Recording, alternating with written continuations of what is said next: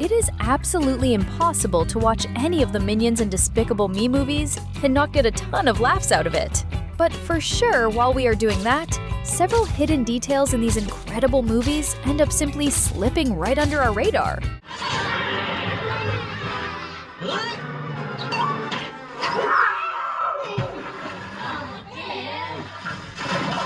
When the Minions are tagging along with their temporary boss, the robot, on his romantic date, the girl asks him to try his luck at winning a really big teddy bear. And notice that right next to the owner of the game booth, there are some lollipops that are practically sweet versions of the Minions, since they are yellow and have one white eye. Now that is what I call making a self-reference in a totally perfect way. Another detail that practically no one who watched the movie noticed is that during the scene where the train derails right in the middle of downtown, the Minions managed to stop the locomotive from hitting a mother and her baby. But if you go to the scenes from that same date we just mentioned between the robot and his sweetheart, if you look in the background, you will see once again that the exact same stroller with the exact same design, details, and colors is sitting at one of the game booths. Another hidden detail is in the scene that happens right after the Minions get kicked off the movie set. They run into a kid who had 3 customers getting their shoes shined, and all 3 of them are reading newspapers. But the funniest part is the headline on each of them, and we can see that one of them says Marty the dog wins award and refuses to give speech, which is pretty obvious, considering dogs do not talk, right? But the most shocking news is with the middle customer, where his newspaper says that Santa Claus robbed the bank. I kind of think he does not have time for that, since he is always getting ready for Christmas. And it makes perfect sense that he is reading about this, since we later find out that he was a police officer the whole time. And the Shoeshine Boy's last customer is reading a newspaper that says, "Good news, everyone is rich," which was for sure a long shot from reality back then, let alone from the reality of today. Which goes to show that today is not the only time when nobody believes the news. In the scene where the gang tries to intimidate the robot outside a sci-fi event, he accidentally throws the leader of the group right through the store window. And at that moment, we can spot a very interesting detail. There is a poster with July 5th to 10th written on it. And in case you did not know, practically all the movies in the franchise make a reference to this month, because that is when 3 of the best movies in the franchise were released. Despicable Me hit theaters on July 9th, 2010. The first solo Minions movie came out on July 10th, 2015, which is the exact date written on the glass. And the latest movie in the franchise, Despicable Me 4, premiered on July 3rd, 2024. And Minions and Monsters also just premiered now, on July 2nd. In other words, July is the global month of the Minions. And if there is one thing that Illumination does incredibly well, it is packing their movies full of details that practically no one notices. In that exact same sci-fi convention scene, before getting knocked out by the robot, the gang was bullying a poor guy who was doing a green alien cosplay. And notice that when they look over at the robot, the guy simply sneaks away from there.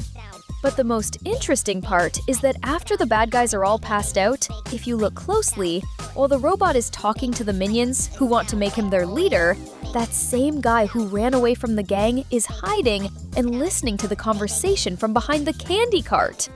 I only noticed this on the 3rd time I watched the scene. What about you? When they are over at the robot's house, which is a really small apartment that he shares with someone else, we can see some of the Minions lying on the bed, and one of them is reading one of the greatest classics of literature, Moby Dick, the story of the white whale that destroys a whaling ship out of sheer revenge. Maybe she could be a pretty good boss for the Minions, do you not think? Right in the very first scene where we see one of the new main minions of the story, which in this case is James, back in the days of ancient Greece, we can see that behind him, the little yellow beings made a version of themselves, using things that they most definitely found on the beaches they walked across, and with a mean face, perhaps to intimidate the Kraken, who lived in those Greek waters in the past. And we can also see an ancient times version of that exact same pet rock that Otto traded for the magical medallion that Gru had snatched from the hands of the Vicious Six. Maybe that rock already belonged to Otto, and this was a way for the production team to show this detail to the fans. Keep in mind that it is also in a Minion version, even if it is not painted yellow. Shortly after, the Minions managed to find their next evil boss, a giant Cyclops, who who loved to stomp on absolutely everything. The problem was that he ended up stepping on the stone Lego pieces that James had created to honor him. And after a series of terrible things that happened back to back, he fell off a cliff and almost died. But the interesting detail is that in the scene where we see James painting the stone Lego pieces, if you look closely, you will notice that a few minions are walking by carrying a sandal in the background. And if the giant Cyclops had been wearing it, he probably would not have fallen off the cliff. At least, not on that particular day. The coolest part is that later on, when we see him completely covered in casts and broken up because of what happened, we can see that one of the minions wrote "Pori" on the cast on the giant's arm, which is basically a way of apologizing in their language. Now, if you made it this far, surely something in this video kept you hooked until now, so we certainly deserve your subscription.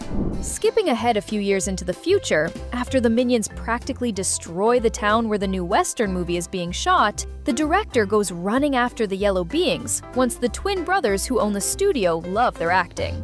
And at this moment, we can see that inside the studio, there are several posters featuring parodies of movies from that era that were highly successful. For example, we can see that they changed the name of the Count Dracula movie to Dr. Clawchula. While the director is looking for the minions, we can see references to several historical moments that actually happened in the United States back in the 1930s. Such as, for example, a group of police officers arresting a grocery store owner and dumping out a barrel that was full of illegal alcoholic beverages, which is a nod to the Prohibition era that took place during the time of Al Capone, the greatest gangster of all time. In that same vein, across the street, a women's march is shown demanding that they also be granted the right to universal female suffrage, which at the time was still a subject of major debate.